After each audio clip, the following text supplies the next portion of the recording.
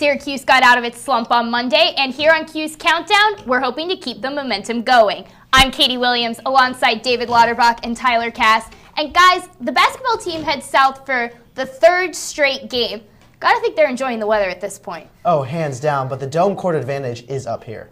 I'm not really sure about that. They kind of started off the season on a high note in Maui. Everything since then has to be a letdown. Yeah, well, as long as we're stuck up here in this weather, let's get ahead and get things started with the tip-off. For more insight on this Georgia Tech team, we welcome in Brandon Godden, the play-by-play voice for the Yellow Jackets. Thanks for joining us. Tech is known for its running game. Have the backs been living up to expectations? No. To put it simply, no. Looking at the other side of the ball now, this team has had some struggles on defense in recent years. How are things going this season? It's a complete 180 from last year. They brought in a new defensive coordinator this year. Now, Georgia Tech has made a bowl the past 16 straight years. So when it comes to the postseason, what expectations do fans have? Here's what I have found, and again, I'm in my first season. So guys, you heard Coach Desko and Daddio say that faceoffs really dictate the pace of the game. How will that play out for Syracuse going down the stretch? Yeah, I mean, we'll have to see. Has Chris Daddio really solved his issues at the X? If he has, I think Syracuse has a chance to make a run. If he hasn't, then we're just going to see more of what we saw at the beginning of ACC play. It could be the deciding factor in high-powered offensive games like Cornell and UNC, but we'll have to wait and see as SU hits the stretch. Well, Daddio, 2 pretty good face-off games, and now it's off to the next one. And Cornell is going to be a tough opponent for the Qs. No one expected much from Big Red this season, but they've exceeded all expectations, and it's largely because of goalie Christian Knight, who boasts the best save percentage in the Ivy League. But the offense isn't too shabby either. The trio of Connor Busick, Matt Donovan, and Dan Littner has led the O to second in the country in goals scored. The last time Cornell started 9-0, it finished the season undefeated.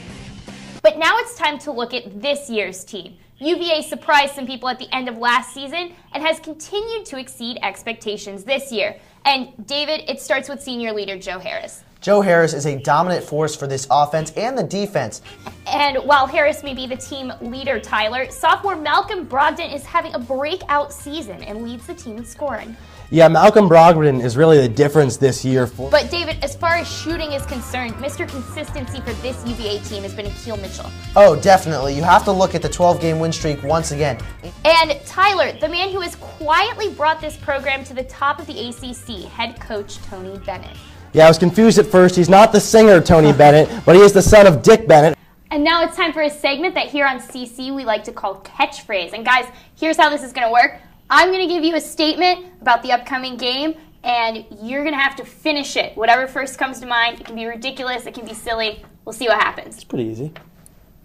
Okay, so Tyler, we're going to start off with you. I think it's pretty well known at this point that the slogan of the Syracuse lacrosse team, Head, Heart, Hustle, HHH. What should the HHH actually stand for? This season, ho, ho, ho. It's not Christmas. You're Jewish. Exactly. I don't know when Christmas is, but for the Syracuse lacrosse opponents, it's been all season. They did give a fair number of turnovers in the Binghamton game on Wednesday, so I guess I'll have to give you that one. Going with the theme. Now, David, this next one is for you. Chris Daddio had a surprisingly good performance considering how he's been doing this season against Notre Dame, won 15-24 faceoffs. How would you rate that performance? Flabbergasting. There's 2 B's in that word. I know my vocabulary. I read the dictionary in 4th grade. Did you have to break out a thesaurus for this I one? did not, but it's flabbergasting. I was stunned. But moving on, next up, let's look at Cornell now. So this year, no one really picked them to go very far, so their undefeated start has been Panel Schmanel. Now you're making up even more Who's words. Schmanel? Exactly. Who's Rob Pennell, dominant force on offense for this team. So, David, that leads to our next question. This season's Big Red offense is? Está en fuego. If you don't know Spanish, Breaking that out the means Spanish. has been on fire. And I'm back with my analysts, David and Tyler. So, we've gotten to know this team pretty well this show. But the one thing that I'm still confused about is, what is a wahoo?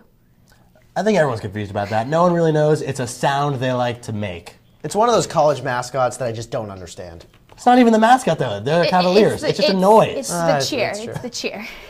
Well, now it's time to borrow some house money and see what we can win back in the Countdown Casino. So here's how this is going to work. We're going to start the gambling off pretty simple with some over-under here. SU has gotten a little cold from 3 in the past few games, so over-under Syracuse has 3.5 3-pointers. I'm going to take the over in this one. That Virginia defense forces them beyond the arc, too, which should help. You got to figure Trevor Cooney's going to get his shot back in one of these games here Probably. pretty soon. Well, you guys handled that one pretty well, so let's move on to some odds makers. With big guys getting hurt in various games, Syracuse has found itself in some foul trouble late. So odds that a Syracuse player fouls out in this one. I'm going to go higher, go 75%. Now we're going to move on to a game making its debut in the Countdown Casino. I'm excited. Blackjack. So here's how this is going to work. Obviously, the goal number here is 21. Yeah. You have to choose 3 players who combined are going to score 21 points, but you don't want to go bust. So without going over, who you got? I'm going to round down a little bit when I talk about my 3 guys. This past week has been no joke for Boeheim and the Orange. Last Saturday, SU headed down to Durham and left Cameron Indoor with the sting of a tough loss. Just 2 days and 278 miles later, the Orange was tipping off against another conference foe, but this time secured the win at Maryland. Now, after coming back home, there's just one game left in the Southern Swing. Saturday's trip to Charlottesville for a matchup with UVA.